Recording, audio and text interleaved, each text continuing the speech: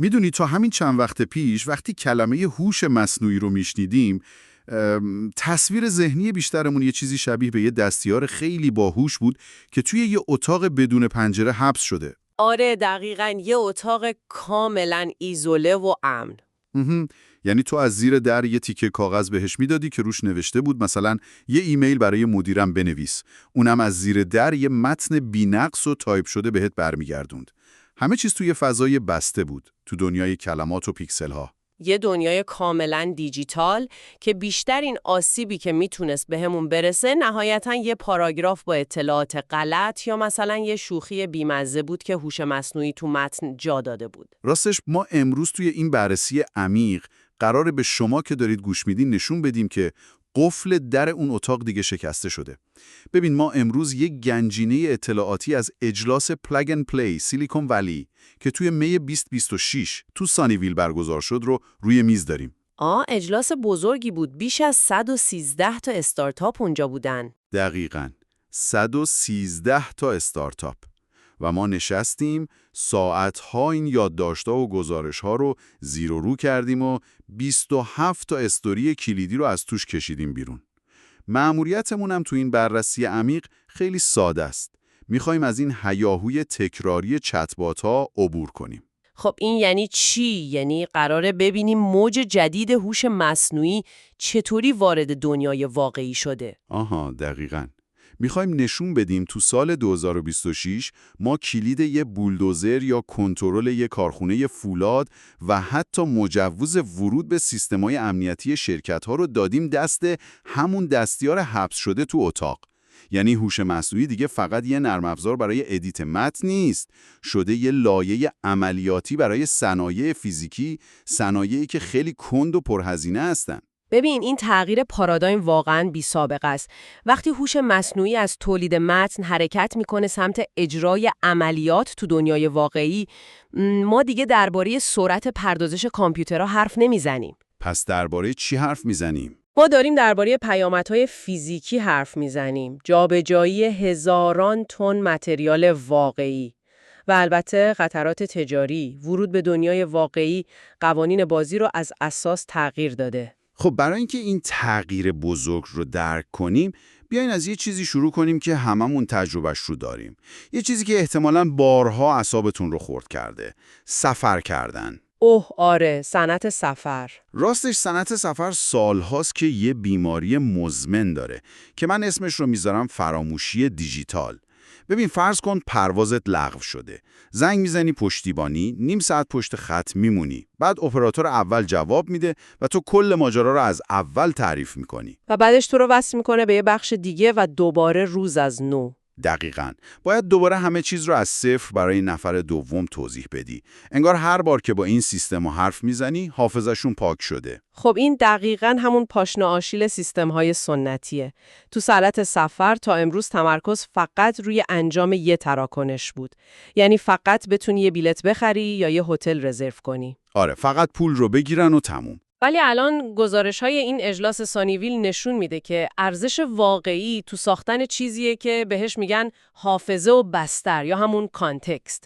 دیگه مسئله این نیست که سیستم فقط بلیت صادر کنه.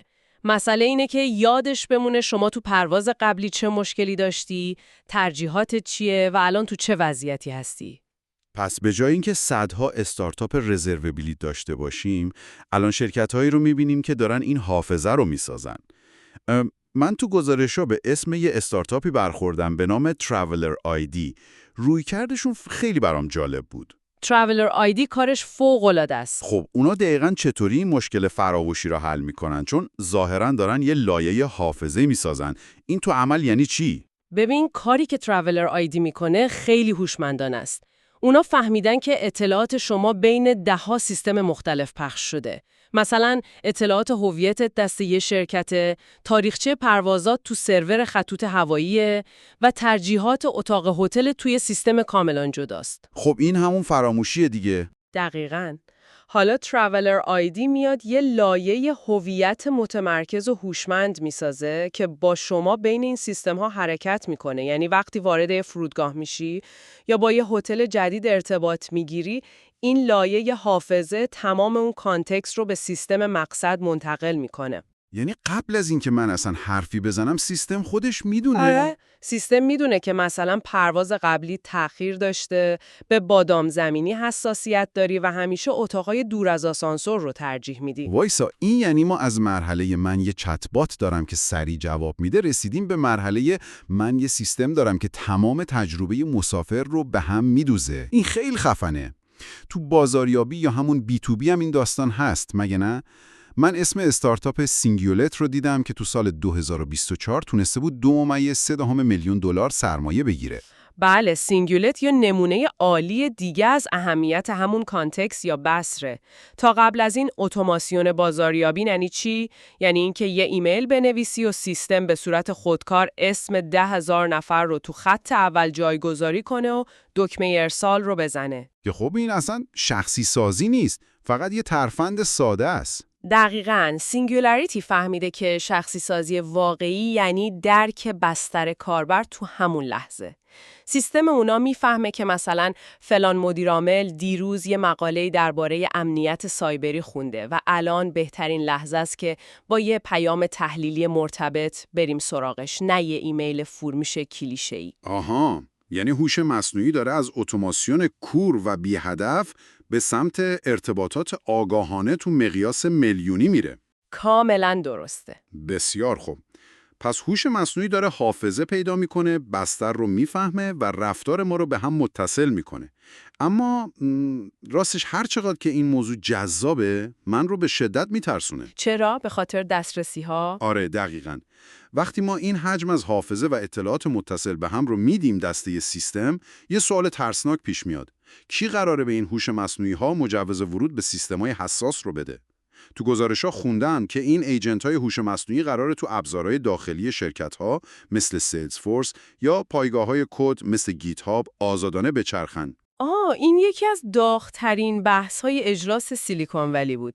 ببین، وقتی که ایجنت هوش مصنوعی رو به دیتابیس اصلی شرکت وصل می‌کنی، در واقع داری یه هویت غیر انسانی تو شبکه می‌سازی که دقیقاً مثل کارمند دسترسی‌های واقعی و عملیاتی داره. خب این خیلی خطرناکه. اینجا بود که پای یه مفهومی به نام MCP یا همون Model Context Protocol به میان اومد. این پروتکل در واقع یه زبان مشترکه که به مدل‌های هوش مصنوعی اجازه میده به صورت امن به داده‌های سیستم‌های مختلف دسترسی پیدا کنن. ولی داشتن زبان مشترک که امنیت رو تضمین نمی‌کنه. دقیقاً مشکل همینجاست. ببین، من تو یادداشتام روی کلمه شادو MCP یا MCP در سایه خط کشیدم. ظاهراً تو سال 2026 شرکت‌های بزرگی مثل آمازون هشدارهای امنیتی شدیدی درباره این پدیده دادن. بذار ببینم درست متوجه شدم یا نه. فرض کنیم ما یه کارآموز فوق‌العاده باهوش استخدام کردیم. خب، اون میتونه هر مسئله پیچیده‌ای رو حل کنه. اما چون خیلی بهش اعتماد داریم، کلید شاه قفل تمام اتاقهای سرور و گاف صندوقهای شرکت رو هم دادیم دستش. اون نیت بدی نداره، ولی چون بی تجربه است، ممکنه اشتباهی بره تو اتاق سرور و کابل اصلی برق رو بکشه بیرون. شادو MCP یعنی همین، یعنی تعداد زیادی از این کارآموزهای دیجیتال رو تو سیستم رها کردیم با دسترسی نامحدود. این تمثیلت فوق‌العاده بود. خطر دقیقاً همین دسترسی‌های بی قید و شرط و نامرئیه. وقتی این ایجنت‌ها تو سایه عمل کنن و هیچ کنترلی روی سطح دسترسیشون نباشه، شما با یه فاجعه روبرو هستین. یعنی ایجنتی که برای کد نوشتن دسترسی داره نباید بتونه دیتابیس مشتری‌ها رو پاک کنه. دقیقاً. به همین دلیله که تو اجلاس روی استارتاپ‌های مثل ناتوما اینقدر تاکید شد. کار این شرکت‌ها اینه که یه لایه کنترل دسترسی، نظارت و مدیریت هویت برای این ایجنت‌ها بسازن. شما نمیتونی فقط به هوش اون کارآموز تکیه کنی. باید مرزهای دقیقی براش تعریف کنی. که هر تصمیمی قبل از اجرا اعتبار سنجی بشه. دقیقاً. ببین، اگه ایمن کردن دسترسی یه نرم افزار به دیتابیس دیجیتالی اینقدر پیچیده و خطرناکه، من اصلاً نمیتونم تصور کنم وقتی این هوش مصنوعی از کامپیوتر میاد بیرون و وارد دنیای فیزیکی میشه چه اتفاقی میفته. اونجا دیگه بحث جون آدما و هزینه‌های نجومیه. آره، ما داریم درباره فولاد، بتون، ماشینالات سنگین و بازوهای رباتیک حرف میزنیم. این موجی که تو گزارش‌ها به عنوان هوش مصنوعی فیزیکی ازش یاد شده، واقعاً چطوری کار میکنه؟ هوش مصنوعی فیزیکی در واقع نسل بعدی ماجراست. ما تا الان ماشین‌هایی داشتیم که دنیای دیجیتال رو می‌فهمیدن، حالا ماشین‌هایی داریم که تو جهان واقعی می‌بینن، محیط اطرافشون رو تحلیل می‌کنن و روی اون تاثیر فیزیکی می‌ذارن. ولی روندش خیلی کند بوده تا الان، نه؟ آره، چون هزینه اشتباه تو دنیای فیزیکی خیلی بالاست. ببین، شما نمیتونی یه بازوی رباتیک چند میلیون دلاری رو تو خط تولید رها کنی تا با آزمون و خطا یاد بگیره چطوری قطعات رو مونتاژ کنه. آموزش سیستم‌های فیزیکی تو دنیای واقعی هم خطرناکه، هم از نظر اقتصادی دیوانگیه. صبر کن ببینم. اگه نمیتونن تو دنیای واقعی با آزمون و خطا یاد بگیرن، پس چطوری دارن این ماشینا رو آموزش میدن؟ نگو که اونا رو میبرن داخل یه محیط مجازی. راستش دقیقاً همین کار رو میکنن. یعنی داستان عملاً شبیه فیلم ماتریکس شده؟ یادت هست وقتی نئو میخواست کنگفو یاد بگیره، وارد یه شبیه‌ساز کامپیوتری میشد، برنامه کنگفو رو تو ذهنش لود میکردن و وقتی چشماشو باز میکرد بلد بود مبارزه کنه؟ آیا ما داریم ربات‌ها رو توی بازی ویدیویی آموزش میدیم؟ توصیفت از ماتریکس دقیق ترین روش برای توضیح مفهوم سیم تو ریال یا همون انتقال از شبیه‌ساز به دنیای واقعیه. بله، ما داریم از شبیه‌سازی‌های به شدت پیشرفته و همزادهای دیجیتال استفاده می‌کنیم. تو گزارش‌ها درباره پلتفرم آمنیورس شرکت انویدیا یه چیزایی بود؟ دقیقاً، اونا یه محیط کاملاً مجازی می‌سازن که قوانین فیزیک مثل جاذبه، اصطکاک و نور توش دقیقاً شبیه دنیای واقعیه. استارتاپ‌های مثل NX Robotics از این محیط‌ها به عنوان یه لایه ابزاری استفاده می‌کنن. پس ربات تو این محیط مجازی میلیون‌ها بار اشتباه میکنه، زمین میخوره، پا برخورد میکنه، ولی هیچ هزینه‌ای نداره. آفرین. و وقتی مدل به بلوغ رسید و کار رو یاد گرفت، این دانش مستقیما به مغز ربات تو کارخونه واقعی منتقل میشه. دیوانه کننده است. تازه دارم میفهمم چرا تو منابع ما انقدر روی ادغام صنایع سنتی با تکنولوژی تاکید شده.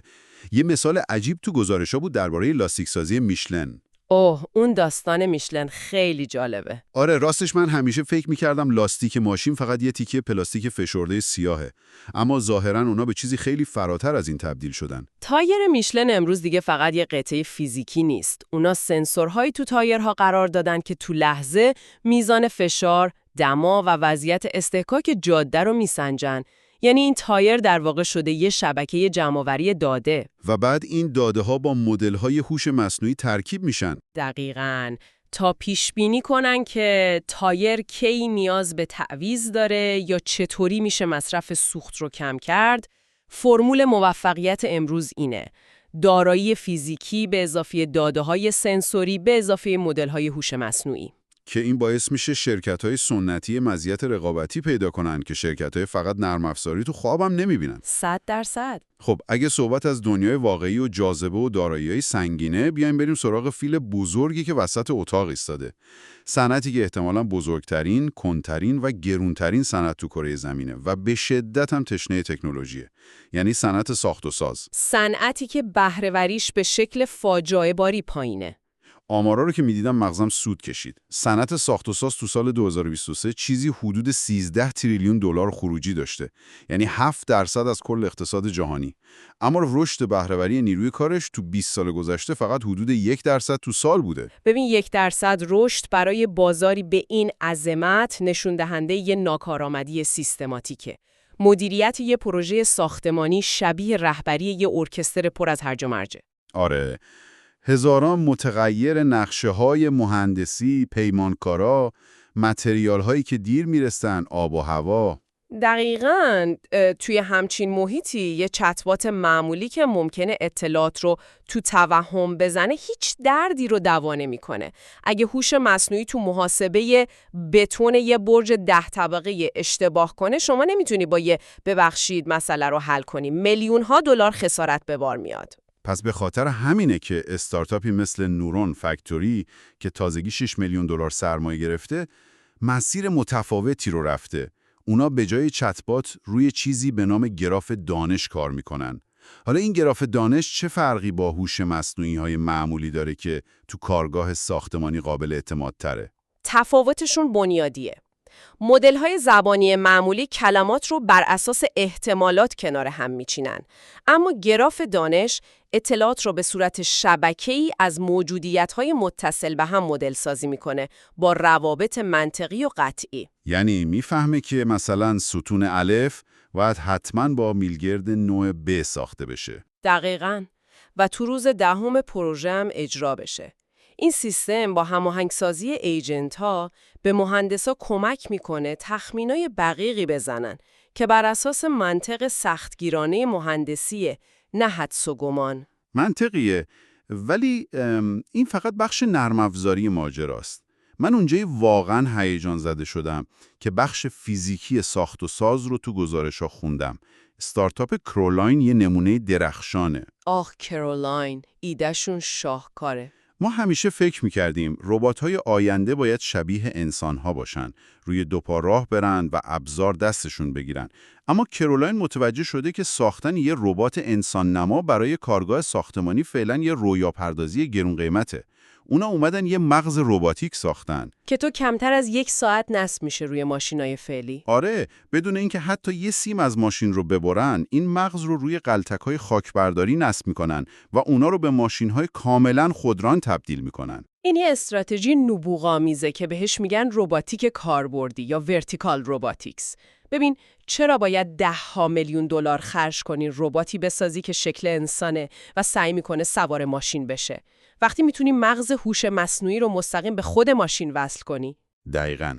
تو بازارهای کند و سنتی هوش مصنوعی برای سودآوری سریع باید بره سراغ کارهای زشت، تکراری و خسته کننده. نشستن روی یه غله تک زیر آفتاب سوزان برای 8 ساعت، کاریه که آدما ازش فرارین. راستش رو بخواین وقتی به این داستانا نگاه میکنم خندم میگیره. فکر کنم همه ما دوست داشتیم یه ربات براق شبیه فیلمای علمی تخیلی تو خونمون باشه که برامون قهوه درست کنه. ولی پول اونجا نیست. نه، ظاهراً پول واقعی و آینده تکنولوژی توی غلطک آسفالت کثیف توی پروژه راهسازیه. به نظر میرسه این کارهای خسته کننده و خاکی جذابترین بخش بازار شدن. کاملا درسته. بازارهای غیر جذاب معمولاً سودآورترین ها هستن، چون مشکلاتشون واقعیه و کسی تا حالا حوصله حل کردنشون رو نداشته. اما بیایم واقع بین باشیم. اتوماسیون، این ماشینالات سنگین، پردازش میلیون‌ها شبیه سازی تو محیط‌های مجازی انویدیا، تحلیل لحظه‌ای گراف‌های دانش. خب همه اینا نیازمند پردازش حجم وحشتناکی از داده هاست. و این پردازش ها روی هوا که انجام نمیشه، تو دیتا سنترهای غول پیکر انجام میشه. دقیقاً. و این دیتا سنترها ما رو به یه گلوگاه بزرگ میرسونن که میتونه کل این پیشرفت تکنولوژی رو متوقف کنه. من دارم درباره برق حرف میزنم. و این دیگه فقط یه هشدار محیط زیستی ساده نیست. این یه بحران زیرساختی برای تجارته. آژانس بین‌المللی انرژی یا همون IEA پیشبینی کرده که مصرف برق دیتا سنترها تا سال 2030 تقریباً 2 برابر میشه و به عدد خیره کننده 945 تراوات ساعت میرسه. وای، یعنی نزدیک 3% از کل مصرف برق جهان فقط برای کامپیوترها. آره، و سالانه هم 15% رشد میکنه. هوش مصنوعی الان مسئله انرژی رو از یه دغدغه حاشیه‌ای تبدیل کرده به شرط اصلی بقای تکنولوژی. و نکته حیاتی اینجاست که شما نمیتونی یه دیتا سنتر 1 میلیارد دلاری رو با انرژی‌های ناپایدار اداره کنی. اگه ابری بیاد جلوی خورشید یا بادنزه، دیتا سنتر خاموش میشه؟ مسلماً نه. واسه همین منابع ما تأکید دارن که این صنعت به فرم پاور نیاز داره. آها، فرم پاور؟ یعنی برقی که 24 ساعته و تو تمام ایام سال با قدرت ثابت در دسترس باشه.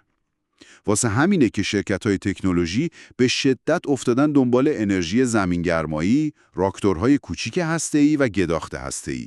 بله، و همین نیاز شدید به انرژی پایدار یه پدیده خیلی جالب رو رقم زده. هوش مصنوعی الان داره وارد صنایعی میشه که تا پیش از این دستیافتنی بودن. صنایع سنگینی مثل تولید فولاد و سیمان که انتشار کربن خیلی بالایی هم دارن. صنعت فولاد به تنهایی 7 تا 8% گازهای گلخانه‌ای جهان را تولید میکنه. سیمان هم همینطور. تولید هر تن سیمان 6 تن دیاکسید کربن وارد جو میکنه. این صنایع به خاطر فرایندهای پیچیده سخت‌ترین مکانها برای ورود استارتاپ هستند. اما همین سختی اونا رو تبدیل به یه معدن طلا کرده.